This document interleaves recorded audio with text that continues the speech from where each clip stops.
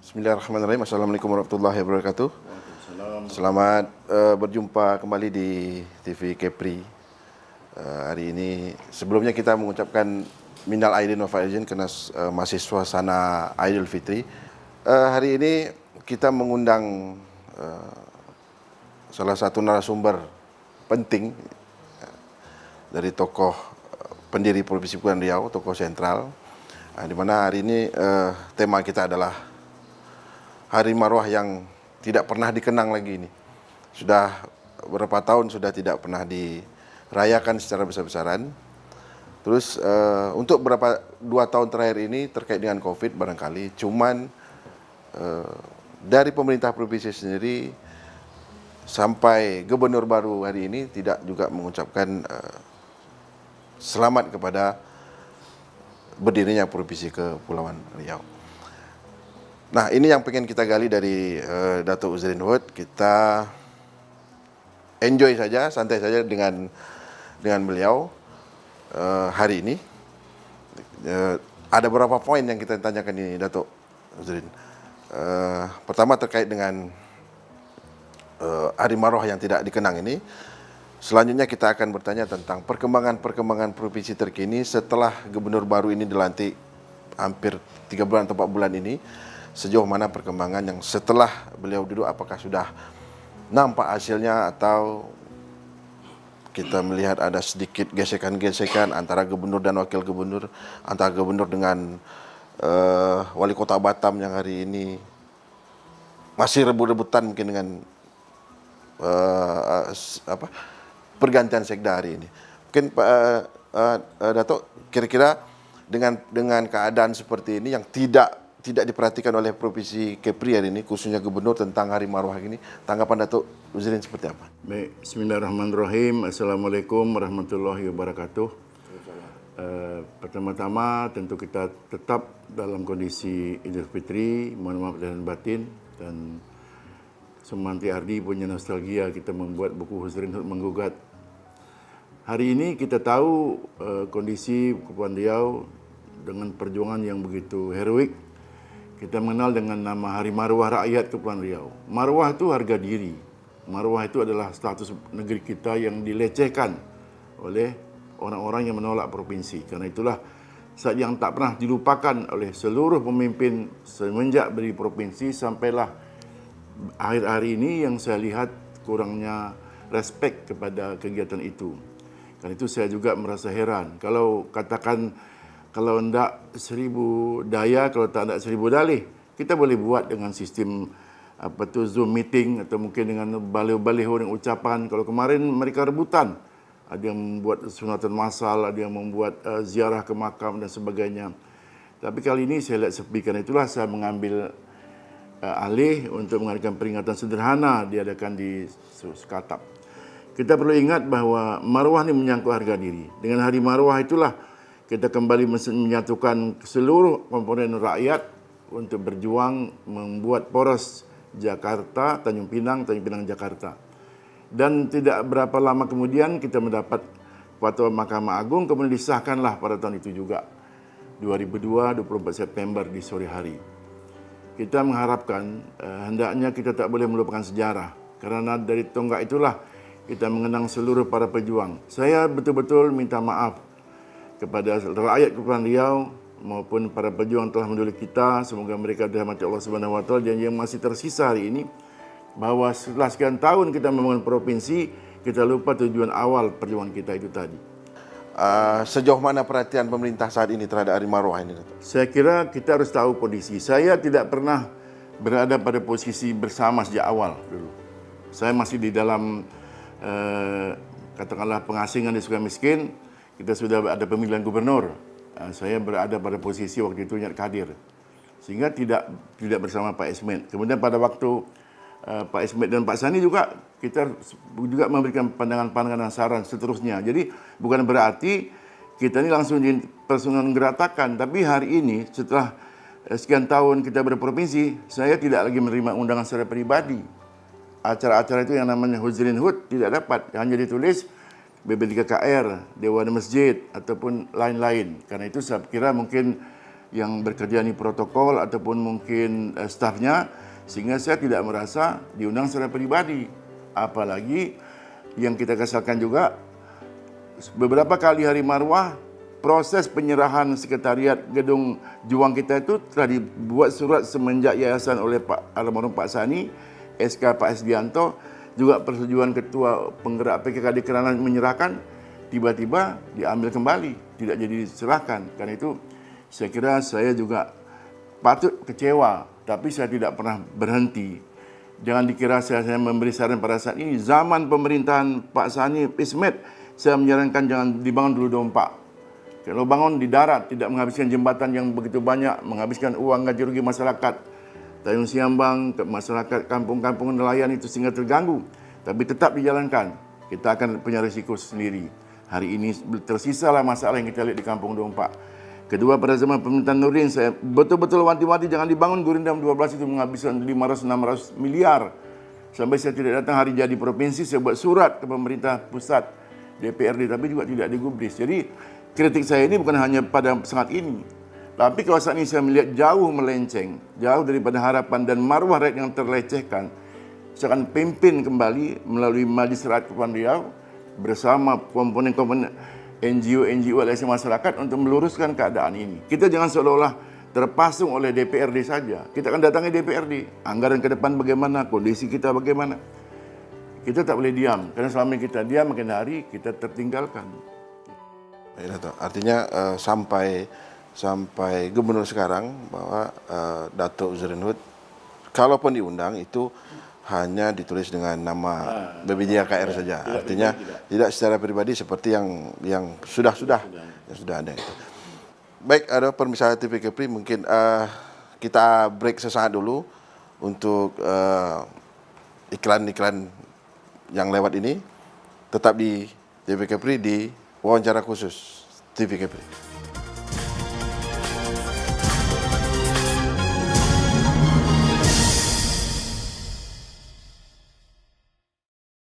Info-info terkini di berbagai belahan dunia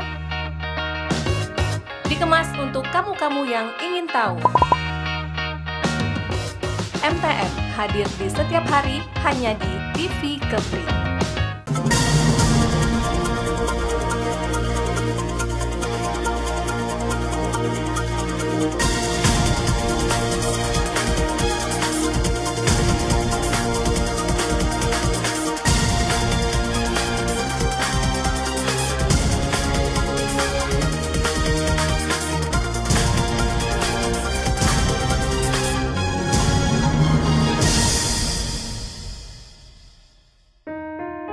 Dato' Uzairin, tadi kita sudah bincang-bincang tentang Hari Marwah. Nah, selama perkembangan Provinsi Kepri sampailah hari ini Gubernur terpilih Bapak Ansar Ahmad.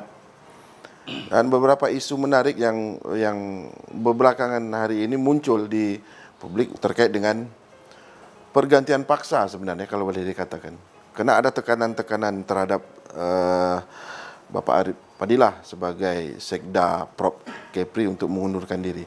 Nah, bagaimana tanggapan Datuk terhadap masalah Sekda ini yang dipaksa mundur dan ada orang-orang tertentu, katakanlah pejabat tertentu yang sebenarnya haus kekuasaan untuk menjabat di posisi Sekda hari ini? Perlu kita pahami bahwa yang menjadi pemimpin di negeri ini sejak dulu rata-rata anak negeri sini. Orang sini yang tahu kondisi di sini. Jadi bukan orang-orang baru. Dan mereka sangat paham dengan sistem pemerintahan. Pergantian sudah cukup banyak. Baik dari zaman Pak Manan, Pak Murwanto, Pak Manan, saya, kemudian Ansar Bupati, kemudian menjadi provinsi. Dimanapun kita menerima warisan pemerintahan, kita akan menerima pejabat-pejabat yang sebelumnya adalah dipimpin oleh orang sebelum kita. Itu kondisi real. Kita mesti hargai itu. Sebagaimana kita lihat waktu pemerintahan almarhum Pak Saiful Hamid memimpin Mendagri di zaman reformasi. Dia akan mengatakan seluruh dirjen bagi saya di mata saya bernilai 100. Tapi saya pimpin dalam waktu 1 bulan, 2 bulan. Bila perintah-perintah dan konsep saya tidak dapat jalankan berarti minus. Dan itu perlu ada pergantian. Khusus mengenai sekretaris daerah ini, saya yakin memang bahwa Sekda ini sama dengan tubuh kita ini, leher kita ini. Jadi tak mungkin kepala di sini, leher di sini, tak mungkin. Pasti satu alur gitu. Dan perjalanan peredaran darah dari jantung ke otak melalui leher. Maka kita melihat apakah perjalanan pemerintahan selama ini ada kendala. Kalau tidak ada, dia berjalan terus karena aturan baku menjelaskan dalam masa 6 bulan pemerintahan yang dilantik tidak boleh mengganti siapapun kecuali dia minta izin kepada Mendagri, baru dibolehkan. Dan alasannya mesti jelas kenapa diganti. Dan yang bersangkutan bisa bertahan walaupun dipaksa mundur oleh katakanlah orang-orang dekatnya atau dia langsung boleh bertahan karena salah saya di mana? Kan saya masih bekerja, serius. Dan ini sudah tersiar di medsos dimanapun, di Twitter, di katakanlah IG, kemudian Facebook, saya sudah baca banyak. Dan itu mempengaruhi pemerintahan kita dan mempengaruhi OPD-OPD. Karena itulah saya mengharapkan ikutilah alur yang ada. Jangan sampai terjadi hal yang tidak baik ini. Kita dianggap terlalu ingin katakan tadi berkuasa. Kan kita memang sudah pegang kuasa. Khusus mengenai ini saya mengharapkan ikuti aturan yang berlaku. Kemudian dia mengadakan open bidding dan job fit dan sebagainya, silakan. Tapi bukan dengan cara harus berhenti, harus mengundurkan diri. Dia masih bisa bekerja itu. Itu yang saya kira penting. Ada catatan poin yang saya dapatkan, Datuk, terkait dengan pengunduran sekda ini. Tadi Datuk bilang kalau dia masih sehat dan dia tidak bermasalah dalam menjalankan roda pemerintahan, seharusnya dia tidak perlu diganti. Seharusnya dia menunggu sampai masa jabatannya selesai. Nah, poin penting yang pengen saya tekankan adalah ketika ada tekanan-tekanan, bahkan sekda ini disuruh mundur, apa tanggapan Datuk? Bahkan hari ini kita mendengar bahwa sekda sudah melayangkan surat ke BKD, dia mengundurkan diri terhadap tekanan-tekanan itu. Jadi seperti apa sih Datuk melihat provinsi hari ini, pemerintahan Provinsi Kepulauan Riau, dan selama ini mungkin Datuk juga pernah menjabat sebagai kepala daerah dan wakilnya ketika itu adalah Pak Ansar sendiri. Bagaimana Pak Uzairin melihat dengan kondisi ini, dengan karakter Pak Gub hari ini yang sudah Datuk ketahui selama Datuk menjadi bupati dan beliau ada wakil bupati? Memang kita kenal dan kita tahu dan kita diminta oleh kawan-kawan DPRD untuk memilih dia menjadi wakil. Walaupun dari pihak keluarga dan teman-teman dekat sangat menyayangkan kenapa begini terjadi. Sehingga kita clash dengan berujung kepada mahkamah PTON dan kita dikalahkan. Pada hari saat vonis dijatuhkan menjelang penonaktifan, kita dapat surat itu kita baca dari wakil bupati kepada gubernur untuk segera saya dinonaktifkan. Itu saya kira juga tidak etika yang tepat karena yang berhak menggantikan itu SK Mendagri atau izin gubernur, bukan wakil. Jadi kita sudah kenal watak ini sudah lama, yang ingin berupaya cepat sehingga saya harus pindah dari rumah dinas dan saya tak dapat lagi katakanlah berhutang gula, beras. Padahal saya masih menjabat. Teman-teman saya yang kena pidana menunggu Mahkamah Agung putus baru lepas itu fasilitas. Tapi saya hari itu juga, apa dia tahu atau tidak boleh lagi hutang di toko makanan dan harus pindah dari rumah dinas jabatan. Ya, itulah saya harapkan kegiatan ini berterusan ini. Saya kira kita usia makin dewasa, semakin tua dan pemerintah sudah makin tinggi jabatan, hendaknya lebih arif dan bijaksana. Jangan dengan emosi katakanlah yang tadi itu kekeluargaan, kita memilih sesuatu hanya orang yang kita senangi, itu saya kira hendaknya letakkan pada jabatannya. Saya baru dengar ini bahwa kalau Pak Sekda mengundurkan diri, sebenarnya hak dia itu, hak dia bertahan itu hak dia. Tapi kalau dia mengundurkan diri juga hak dia. Cuma kita melihat berarti adanya sesuatu kepincangan yang menghadapi perjalanan ke depan. Nah, saya beberapa hari yang lalu saya coba berkomunikasi dengan salah seorang pejabat. Saya katakan saya ingin berjumpa dengan Datuk Uzairin dan berbicara tentang ini dan beliau agak sedikit menasihati.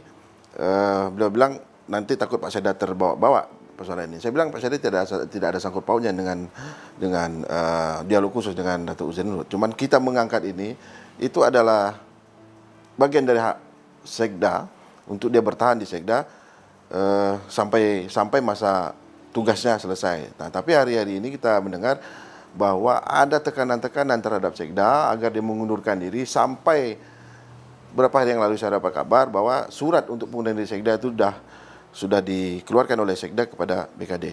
Nah, terkait dengan Datuk sampaikan tadi bahwa dia pernah menjadi wakil Datuk dan perilakunya seperti itu. Jadi sepertinya beliau ini sudah terbiasa memberhentikan pejabat di tengah jalan begitu. Sesuai dengan keinginan. Dan pengganti Sekda ini yang kita dengar tidak jauh orang-orang dekat gubernur juga hari ini yang mungkin sebenarnya tidak bisa menjabat secara definitif, tapi menjabat secara PLT atau PJS, pejabat sementara untuk Sekda sampai bulan Desember. Kenapa ini dipaksakan, Datuk? Datuk melihat bagaimana sih provinsi hari ini? Kekacauan melihat provinsi hari ini bagaimana, Datuk, sebagai pendiri provinsi Kepulauan Riau ini? Sebetulnya perhatian kita sekarang ini berhadapan dengan perjuangan tanggap darurat.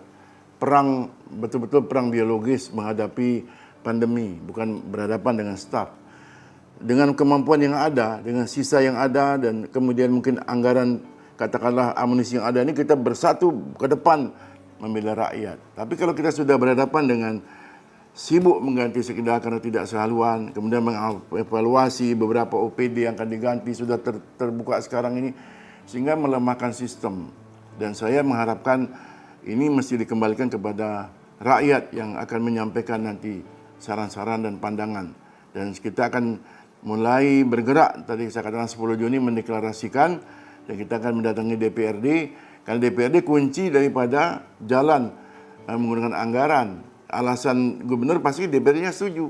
Sehingga kita terkorbanlah pada hari ini, dan saya sekali minta maaf pada masyarakat, dana mereka terabaikan karena kita sibuk dengan mengurus anggaran-anggaran yang disahkan oleh DPRD. Karena itulah saya katakan sekali lagi, menasihati kepada pemerintahan sekarang, berhentilah saling sibuk untuk membenahi sistem karena sudah ada jadwalnya sampai Desember.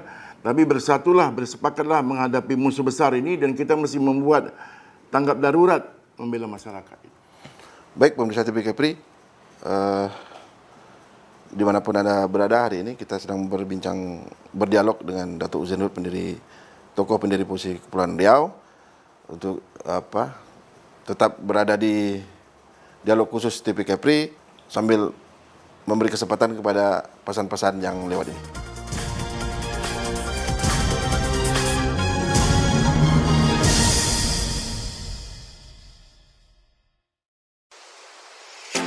Mencerdaskan dan membentuk generasi bangsa, menampilkan kreativitas dan keunggulan di bidang seni, mengulas prestasi seputar bidang akademik dan non-akademik, kerja dengan ikhlas, berprestasi maupun dari segi perilakunya. Profil pendidikan hanya di TV Kepri.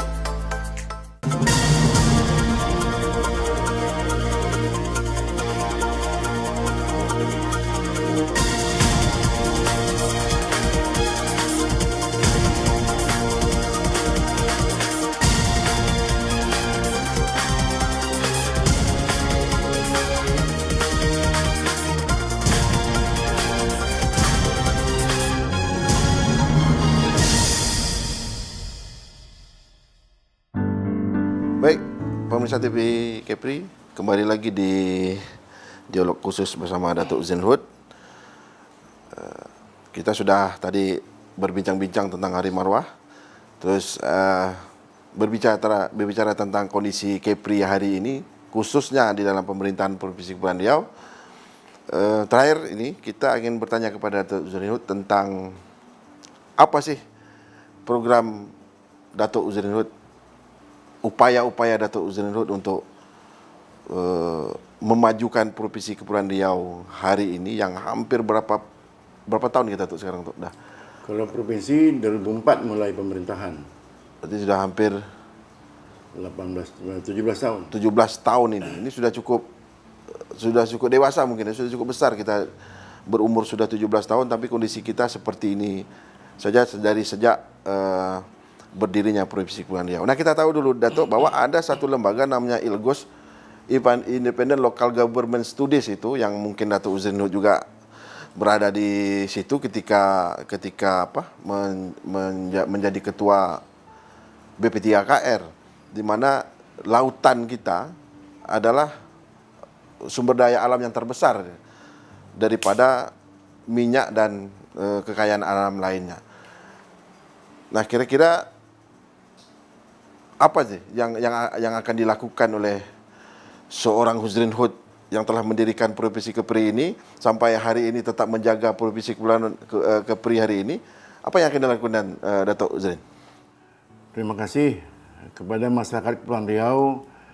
Saya mohon doa dan mohon dukungan penuh karena pada kondisi kritis hari ini, di saat 17 tahun meneraju provinsi ini, dengan kita menghitung jumlah masyarakat kita yang menikmati provinsi ini, saya kira jauh dari harapan. Karena itu, walaupun sejak awal pemerintahan provinsi, kami BP3KR bersama tokoh-tokoh tua yang banyak itu telah berperan karumatullah, hampir tak pernah didengar ataupun mungkin didengar, tapi kami tidak pernah berhenti dan tak pernah lelah untuk memberitahu kepada pemerintahan. Maaf Datuk, hari ini sampai hari ini apakah gubernurnya mendengar tokoh-tokoh tua kita hari ini? Kalau yang baru ini saya kira belum ada gerakan karena masih merasa baru. Baru atau memang terbiat macam itu? Padahal kita bukan orang baru, kita ni sejak lahir di sini, kita tahu. Kita tak jadi gubernur pun kita tahu macam kondisi Kepulauan Riau yang sebenarnya.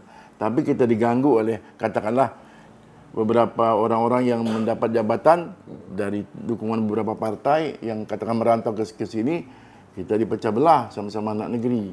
Jadi saya mengharapkan ini mesti tuntas ini.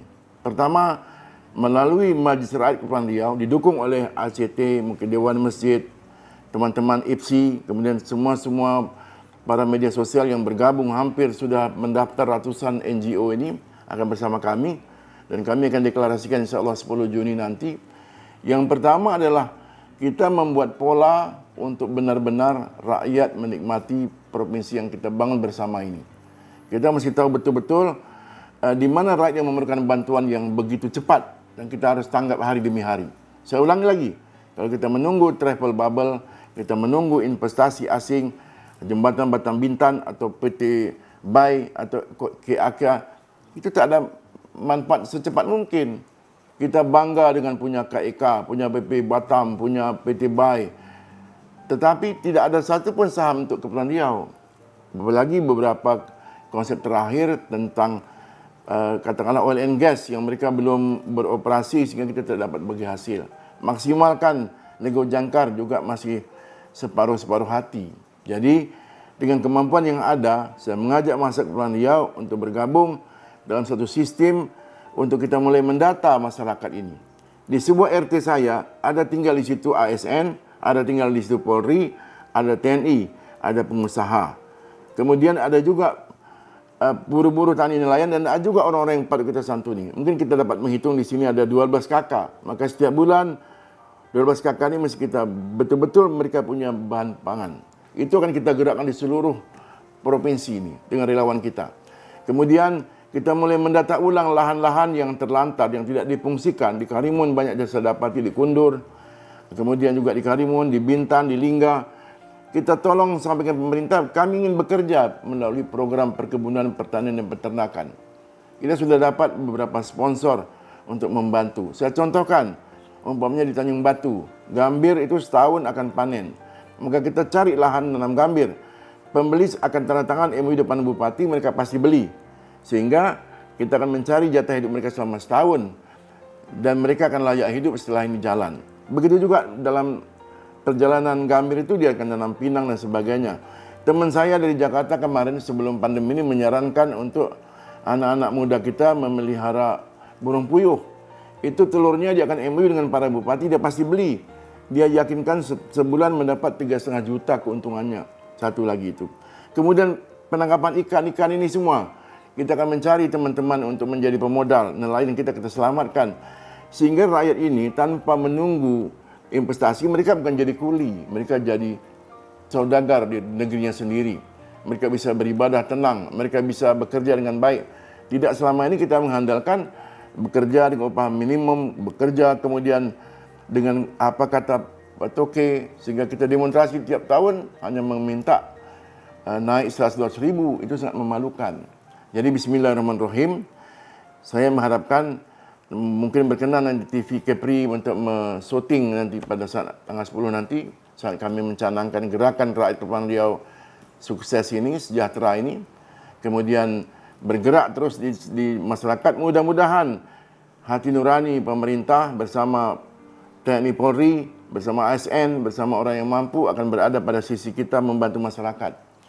Inilah diharapkan kita sementara menghadapi pandemi ini. Kami juga bersama tim akan mendatangi DPRD untuk mendengarkan aspirasi bagaimana kondisi masyarakat.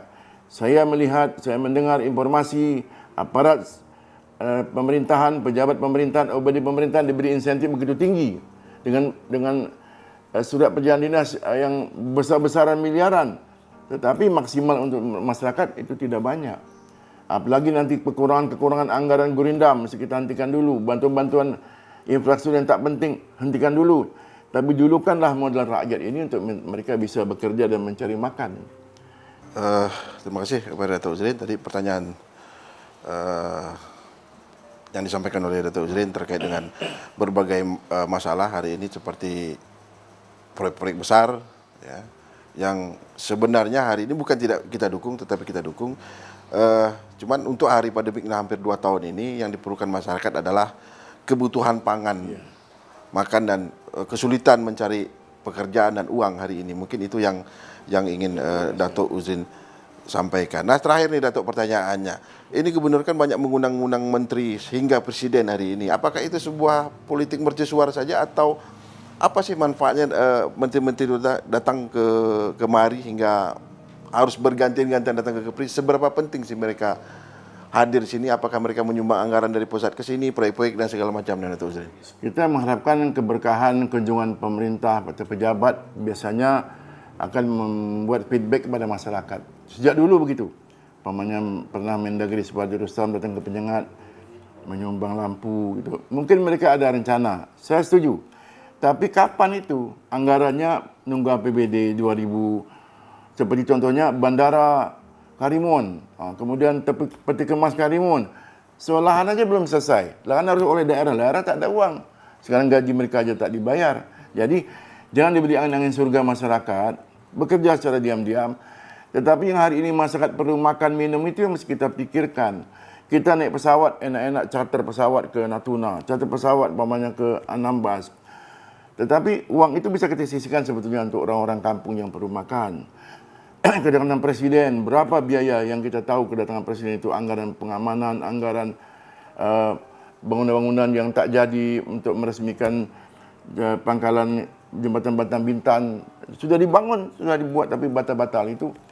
Semuanya rupiah demi rupiah itu uang masyarakat. Janganlah kita membuat pencitraan. Kita kembalilah kepada kehendak Allah Subhanahu wa taala, beri kita amanah, dan amanah itu disumber dengan Al-Quranul Karim, dan kita nak jati keperluan dia ini bersatulah dalam satu sistem untuk memerangi perang melawan pandemi ini. Jangan melupakan seperti contohnya Wali Kota Dumai, Bupati di Bengkulu, mereka memberitahu kepada seluruh ASN, seluruh masyarakat, setiap waktu solat kembali ke masjid, berdoa semuanya supaya selamat daripada wabah ini. Jadi kembali kepada Allah Subhanahu wa taala sebagai negeri yang bersendiri syarat kitabullah. Dan kita inilah negeri yang berpancangan maruah, bersangat amanah. Jadi kita mestilah teliti uang kita pakai ini uang masyarakat, uang rakyat yang menanti kembali mereka menikmatinya itu, insyaAllah. Baik, terima kasih Datuk Uzrin Hud. Sudah sampai akhir pertemuan kita pada hari ini di dialog khusus, dan terima kasih kepada pemirsa TV Kepri dimanapun Anda berada. Semoga kita berdoa apa yang akan dilakukan oleh Datuk Uzrin Hud kedepannya akan menjadi kenyataan dan bisa mensejahterakan rakyat Kepulauan Riau. Demikian dialog khusus TV Kepri hari ini. Saya Sumantri Ardi mengucapkan Assalamualaikum warahmatullahi wabarakatuh.